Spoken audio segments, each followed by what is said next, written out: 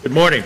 Good morning, Your Honor. First case this morning is Fraternal Order of Police versus City of Miami. Good morning, Your Honors. May it please the Court. Robert Klausner and Adam Levinson representing the Fraternal Order of Police.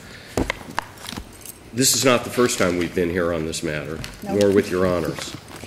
There are two principles of law in this case. Counsel, first of all, would you like to reserve some time? Yes, sir. I would like to reserve 5 minutes for rebuttal, please. About 3. 3 minutes is for a long rebuttal. time. I thought that's what I said. That's what you said. All right. Go ahead. Thank you. There are really two principles of law that are beyond dispute in this case. First one is that collective bargaining is a fundamental right.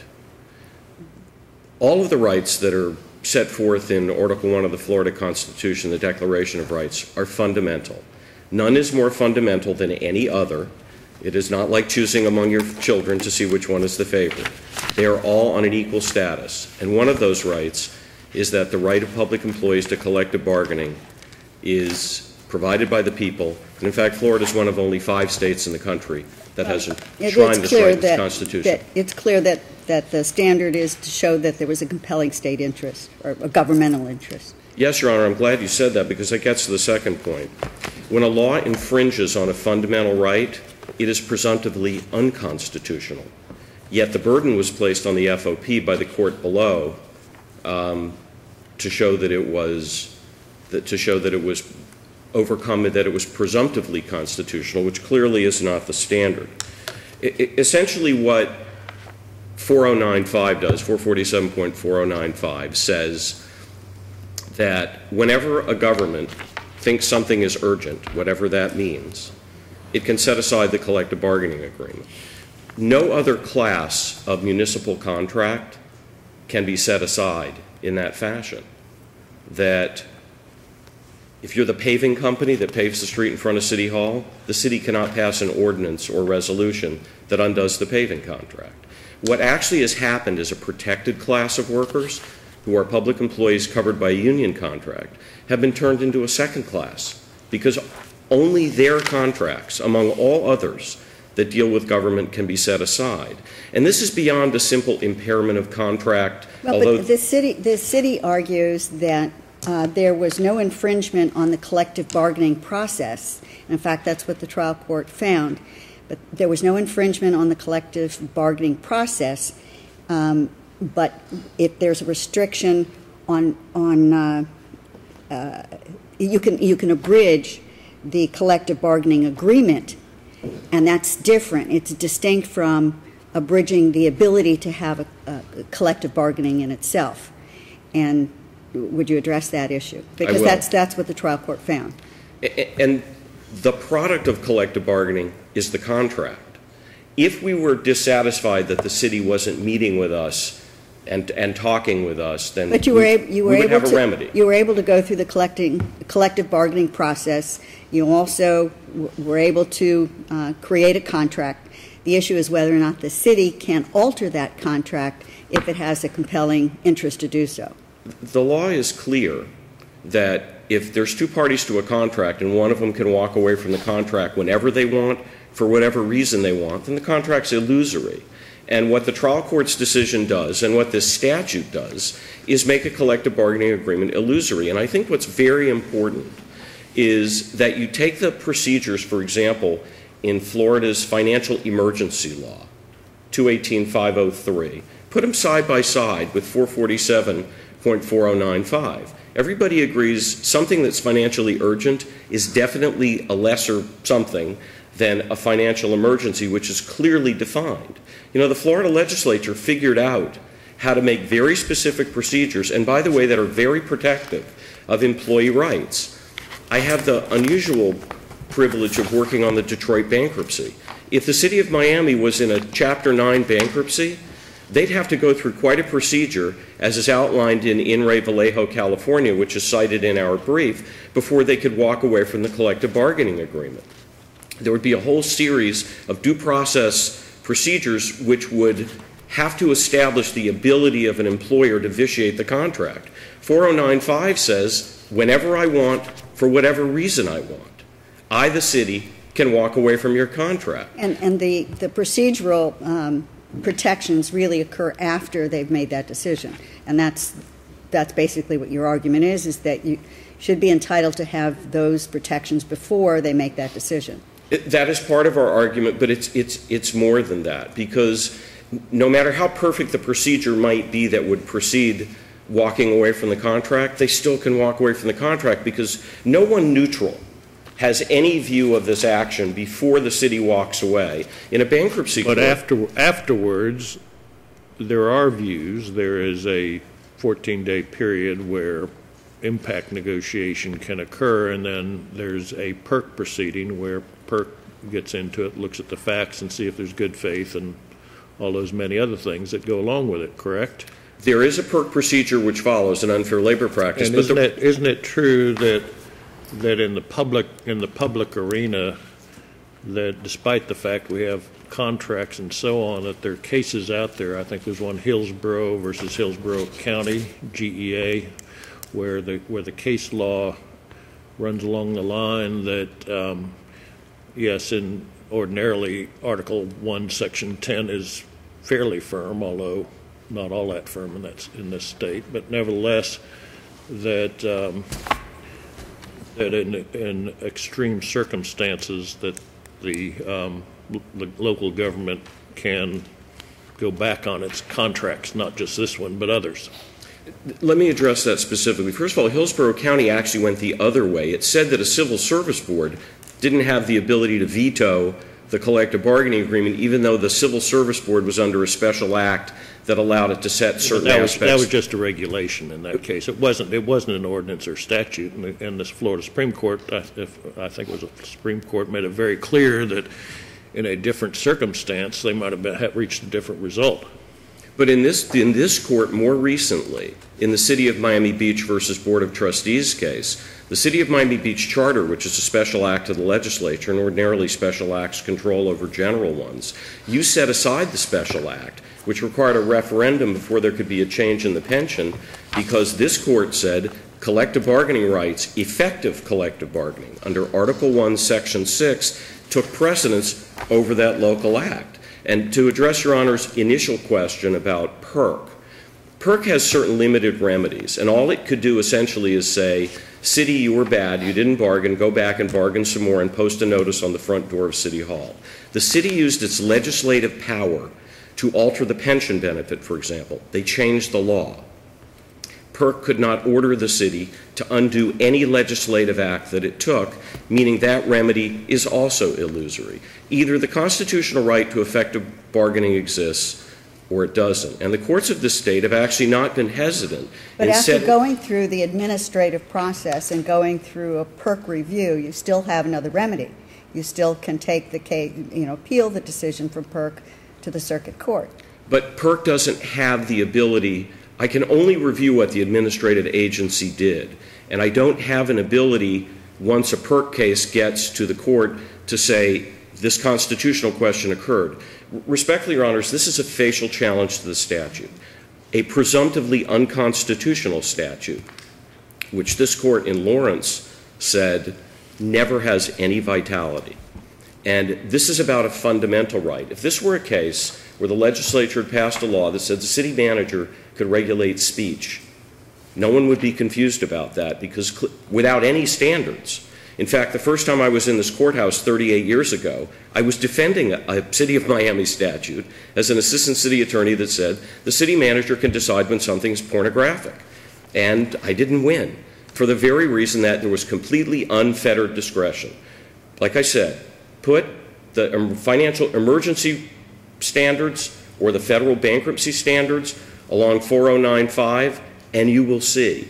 The legislature knows how to make rules. They didn't make any. What about forfeiture cases? Let's analogize it to forfeiture proceedings, where there is no pre-deprivation procedure, but there is a post-deprivation. You would agree that if the government takes somebody's property without a hearing, there would be due process concerns, right? Pre-deprivation due process concerns. If the government was going to take my property, a house, for example, and they would still have to pay me fair value, the remedy that... I'm not talking about eminent domain. I'm talking about on suspicion of criminal wrongdoing. They seize the house given the urgent nature of quick action that's needed. So law enforcement has the right to take property without a pre-deprivation proceeding, so long as there is a sufficient post-deprivation remedy, right? But before you take the property in a criminal proceeding, there has at least been some neutral magistrate, whether it was a grand jury that issued an indictment, or a state attorney, or there has been it doesn't need to be an indictment. The issuance of a warrant. No, it's just a judge that signs it. I'm sorry, I didn't hear you. You can do it ex parte even initially. It doesn't require an indictment or a grand jury review at all. You can simply go in ex parte and have a judge sign that. Even if I don't get a pre-deprivation proceeding, that doesn't solve the constitutional aspect of the statute. There are guidelines for all public officials who act. This is unfettered discretion. The police can simply not seize property. So then if I understand your question or your position, it would be that regardless of the nature of a post-deprivation remedy, that cannot satisfy the constitutional infirmity that you argue exists. That is correct. In this scheme. That is correct, because the fundamental right has to be, there has to be an adequate offsetting procedures. In every case, in fact, the two cases cited by the city, where there was a pre-deprivation proceeding, one was a police officer that was suspended, I think that's Hoban, and then there was, or Mallon, and then there was a bank president that was kept out of the bank in an FDIC proceeding. They said there was an adequate independent event which took place previously, and there was an adequate post-deprivation remedy. There is no adequate post-deprivation remedy here, because the most I can do is get an order from PERC that says go back to the table and bargain some more. But this is a facial challenge, so you have to establish that there is no set of circumstances under which this scheme can operate constitutionally. That's correct, and there is no, well, it's presumptively unconstitutional because this involves a fundamental right. The judge below... Just because it involves a fundamental right does not mean that it is presumptively unconstitutional unless you find that it infringes on a constitutional right. Am I right? That is correct. Which sort of begs the question, does it not? It's kind of circular.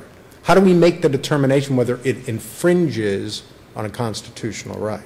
Because there is no other circumstance in the law in which property may be taken, a contract may be set aside by government based on no objective standard established by the legislature. It's left to this government official to decide when it's urgent and why. If the legislature says in a financial emergency where actually the municipal government loses control and the governor takes it over, or some committee appointed by the government, there's a very specific set of standards that is protective of labor agreements and pension rights. In this circumstance, when it's less severe, everybody agrees, it's less severe, there's no standard, nothing. And that's why you can't leave, the legislature failed in its duty here to outline the standard upon which the government actor is guided. But isn't it easier to determine when there is a quote-unquote emergency, such as a bankruptcy? It's qualitatively ascertainable, but an urgency may not be identifiable or definable the way you want it to be, yet swift action is still necessary by the governmental agency. That would allow a government actor to restrict speech or religion or privacy or access to public records because they say, I think it's a danger to the public. I, the government unguided actor, have been left to the legislature, by the legislature, to make up my own rules as I go along. That's the deficiency. Could there be a procedure that the legislature... If somebody yells fire in the theater, they don't go out and get a warrant or something to arrest the person. They just go arrest them. That's government action before any other processes start, isn't it? Yes, and that's clearly unprotected speech. But there is no debate that a collective bargaining agreement is protected. And the effective collective bargaining means that the product of the process has to be the agreement. We're contesting the mechanism by which the legislature set this. The union doesn't stand before you and say, government should never be able to get out of a contract no matter what, no matter how severe the circumstances. What we are saying is the legislature needs to set the standards. There has to be a compelling state interest, and under Childs versus United Faculty of Florida, The necessary test has to be established. There must be funds from no other source. You have to use the least intrusive means possible. There's nothing in the statute about least intrusive means or the child's test. It just says do what you want. I know it's not in the statute, but it's implicit in the fundamental right analysis, is it not? Except that the government gets to take unilateral action and decide where the compelling state interest lies or not. You can't, respectfully, Your Honor, the legislature can't leave to an unelected, unregulated official the right to decide what the law shall be, and then have to come here and say after the fact, through some ineffective administrative remedy with limited ability to effect a true result. You're near your time, reserving some for rebuttal, but did we not hear this issue, or at least some of it, in the past and affirm? You have heard some variation of this. At least very brief summary. At least the vagueness issue, I think, was raised. This constitutional issue has been raised previously here, and we've affirmed it, have we not? Without opinion. Without opinion. Yes. The circuit judge in the firefighters case said, I think the law is not vague. Would that not be precedent here? No. A per curiam affirmance without an opinion is not a precedent. All right. Thank you. I will give you your 5 minutes. I didn't realize we had 20 minutes for this argument. Thank you. Thank you, Your Honor. May it please the Court. John Greco, on behalf of the City of Miami. Seated at council table is Assistant City Attorney Diana Vizcaino.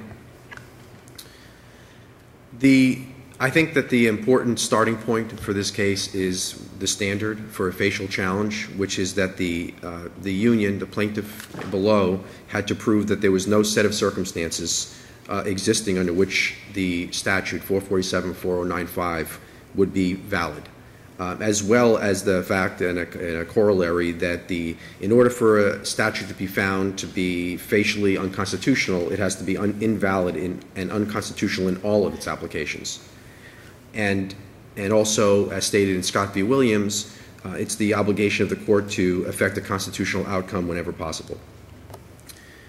The financial urgency statute, I think I want to talk a few minutes about how it came about. We call it the financial urgency statute, 447-4095. In 1993, before 1995, when the statute was enacted, the 447-309 of the Public Employee Relations Act provided that it was not evidence of an unfair labor practice to fail to fund a collective bargaining agreement, which gave rise to several cases that have been cited in the briefs, the Sarasota County case, State of Florida versus the Florida PBA.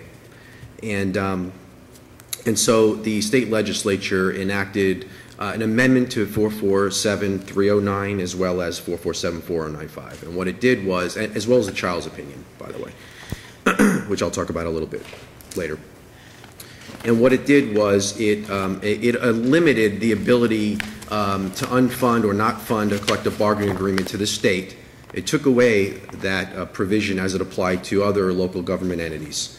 And it also enacted 447-495, which states that in the event of a financial urgency requiring modification of a labor contract, that certain steps have to be taken and certain judicial review is afforded. This statute it afforded additional rights to the unions. It afforded different and multiple levels of judicial review to unions in order to test whether or not there was such an urgency that required the modification of a collective bargaining agreement, which would withstand constitutional scrutiny. And that precept has been affirmed in a number of cases that have come before the First District Court of Appeal, in the Headley decision, to name one, as well as cases that have come before this court regarding the applied challenges under this statute. And those cases include a facial challenge that was brought in 2010 pursuant to the exact same declaration of financial urgency by the City of Miami, albeit by a different union, which this court heard arguments on, I believe, vagueness, the claim of unfettered discretion, the claim of the impairment of the obligation of contract, as well as, I believe, I believe, that also included the right to effective and the right to collective bargaining. Wouldn't this court's ruling on an as-applied challenge by necessity be a finding that you could not find under any circumstances that this rule or this statute could be constitutionally applied? If we've previously found that it could be constitutionally applied in certain cases, then doesn't that militate against a finding that facially it doesn't stand constitutional scrutiny? Yes. The fact that we have already, even in this particular circumstance, there has been case law determining the application of the statute to be constitutional, that in essence indicates that there are circumstances in which the statute would be held constitutional, and so therefore that would defeat a facial challenge to the statute.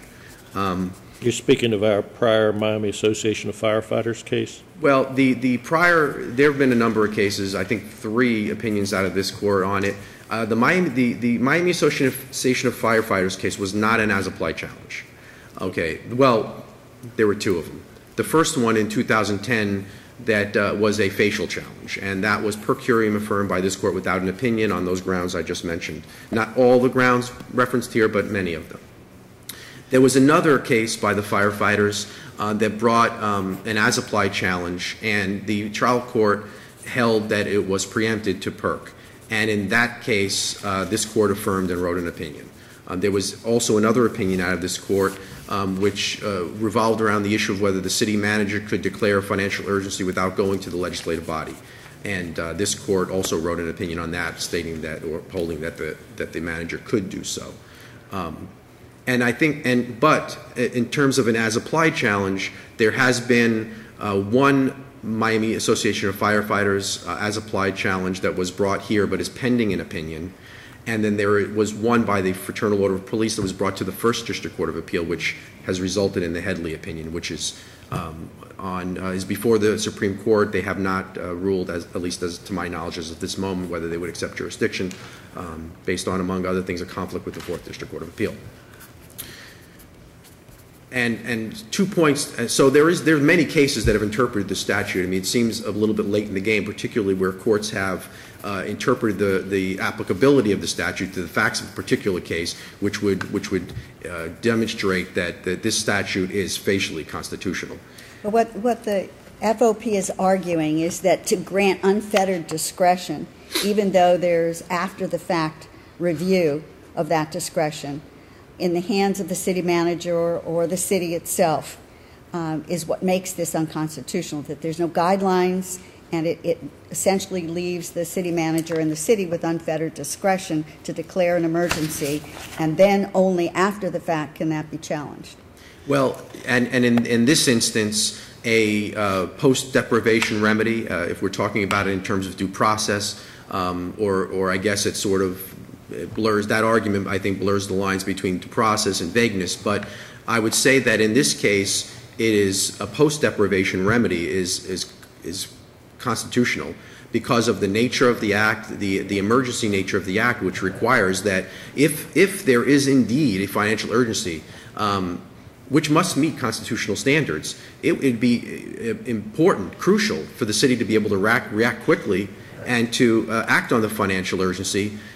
But there are many layers of review. There is a 14-day period of negotiating the impact of the urgency. There is an impasse process which can be followed thereafter, as well as judicial review and the ability to file an unfair labor practice charge, which has a hearing officer of PERC, as well as the District Court of Appeal to review whether or not this meets constitutional standards. And the intent of this is that it be narrowly construed, which is why the courts have said again and again in interpreting this statute, this court, that it has to meet a constitutional standard. It has to serve a compelling state interest.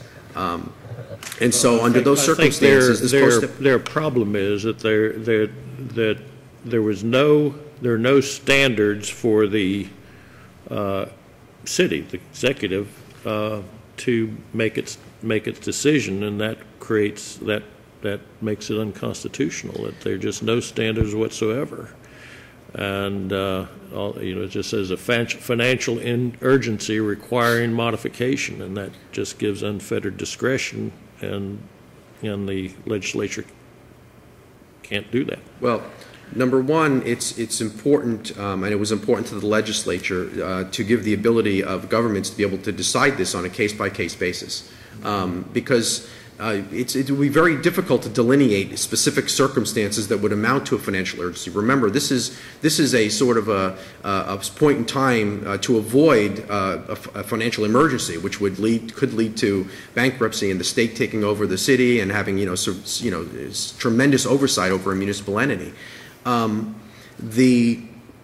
There are multiple levels of protection in the statute, and if you look even back before the statute was enacted, I mean, there were no standards at the time of Childs. I mean, the issue was these rights are not absolute. The right to collective bargaining and the obligation of a contract are not absolute. If there is a compelling state interest, if it meets constitutional standards, a municipal entity, a governmental entity can make modifications to an agreement, a contract. So before this statute, there were no standards. There were no standards in Childs, and yet Childs left the door open to an action by a governmental entity that could comply with the Constitution. So how is this any different? I mean, if you look at the phraseology of the statute, it assumes at the time that a city manager declares a financial urgency that there is a financial urgency requiring modification, and then it points the arrow to all the procedures, the protections to the union that occur in order to determine, to test whether or not this met constitutional standards.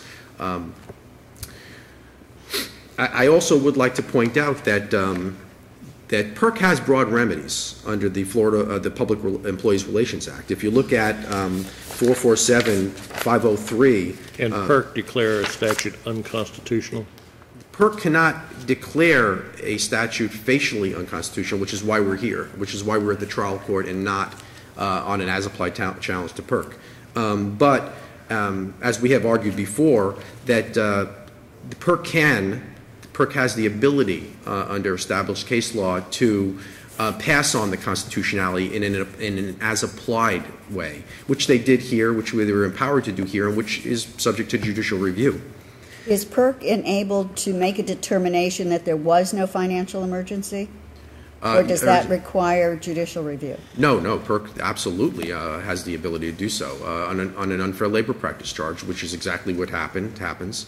The union files an unfair labor practice charge contesting the declaration, and then it is incumbent on PERC, if PERC, in the first instance, determines whether or not there was a financial urgency which met constitutional standards. And in fact, in this case and in other cases, PERC has delineated a definition. So PERC has already created a little bit more of a definition of financial urgency, and that was reviewed is pending review by this court, and also was reviewed by the court, the First District Court of Appeal in Headley.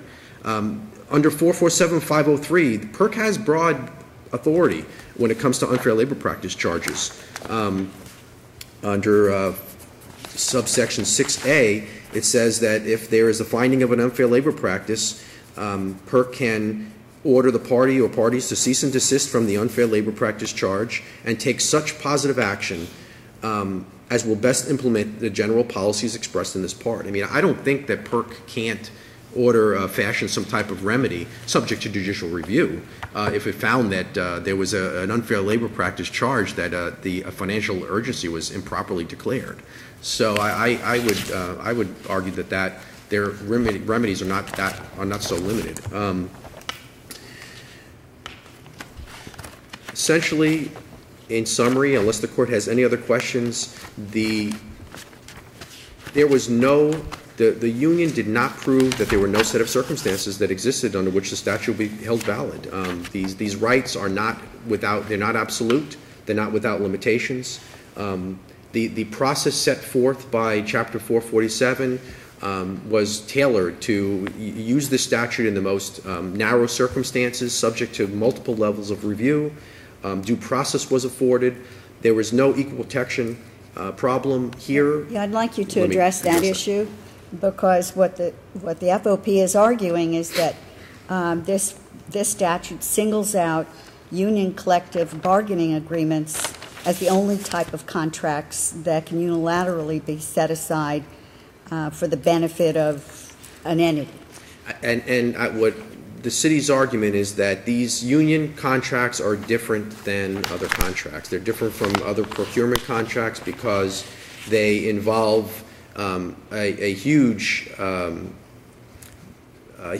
portion of the budget, and there are numerous cases that demonstrate that collective bargaining agreements and collective bargaining with the public in a public context is not the same as in a private context. So the city would argue that in order for the union to maintain an equal protection challenge, they would have to first demonstrate that a collective bargaining agreement is similarly situated with other contracts, and in this case, it is certainly not. And beyond that, again, if you're looking at an analysis as to whether there is a compelling state interest, again, the statute sets forth levels of review to determine whether or not that's been complied with. Other than that, due process was afforded. The constitutional requirements of against impairment of contracts and impairment of collective bargaining, as well as the due process requirements of vagueness, there were no constitutional infirmity proven here, and the city would ask that the court affirm the declaratory judgment and find the statute facially constitutional. Thank you. Thank you, Counsel. You have 5 minutes if you need it. Thank you, Your Honor. May it please the court. I want to start with remedies. 5036A talks about back pay for fired workers because PERC also serves as the civil service board for state employees, so that they hear those what used to be the Career Service Commission cases. They do not have the authority to set aside modification. In fact, this court held in Miami-Dade County versus Transport Workers Union that PERC lacks the authority to stay the unilateral termination or modification of a contract. And that's 22 Southern 3rd 785, so there is no adequate remedy with PERC. The trial court used the wrong test. It was interesting that my brother used the term, he said that there was a compelling state interest, but if you look at page 3 of the trial court's order, the trial judge says we don't need to use a compelling state interest test here. That's absolutely directly opposed to Childs. It's directly opposed to this court's ruling. But while the trial court may have said that it doesn't need to apply that standard, it did in fact apply the standard in its order, didn't it? It did not.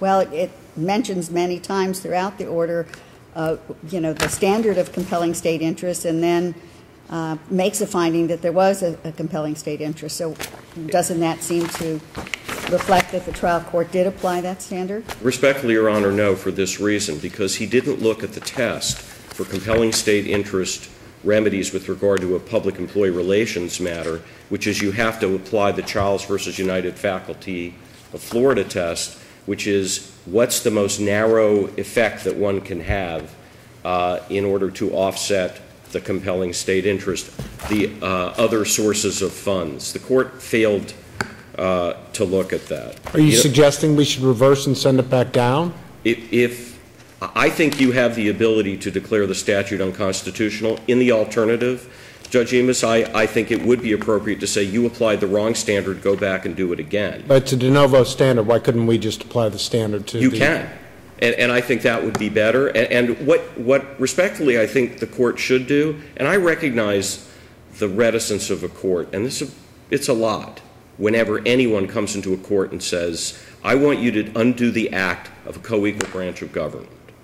But we're asking you to undo an act where the legislature simply didn't do its job. Can you address the city's argument that given cases in which we have determined on an as-applied challenge that the statute is not unconstitutional, how are you able to fashion an argument of facial invalidity given those existing cases which have already, since you have to prove facially invalid under all circumstances, we have upheld an as-applied challenge in a given set of circumstances. How is that not the end of the discussion? Because you actually haven't. You have one trial court that said, I find the law is not vague, didn't address equal protection, didn't address compelling state interest, didn't address due process on pre-deprivation remedies, didn't address impairment of contract, only addressed the question of vagueness. And that trial court just said, I find it's not vague, period, end of discussion.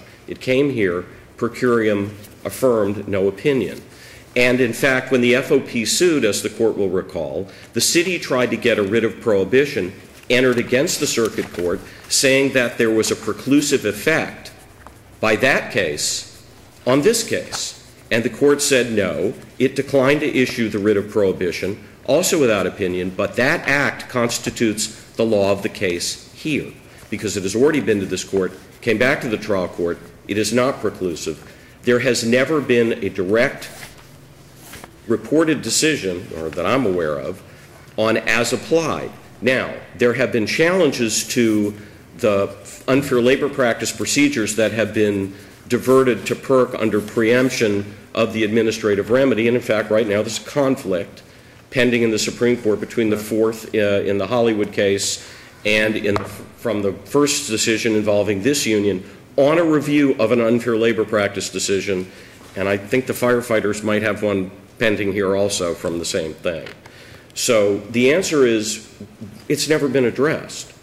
And we still get back to the question, and I want to get to this question about why public employee... You're down to the end of your time, so go ahead. May I finish the thought? You may, yes. Thank you. The biggest thing that's a problem here is no other fundamental right has ever been reduced to the second-class status that these contracts have, with no discretion, no guidance.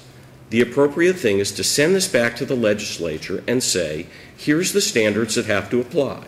You knew how to do it on financial emergency. If you want financial urgency, go do it again. Make them do their jobs rather than take the compensation and constitutional rights away from our police officers who are doing their jobs. We thank you. Thank you, counsel. Thank you.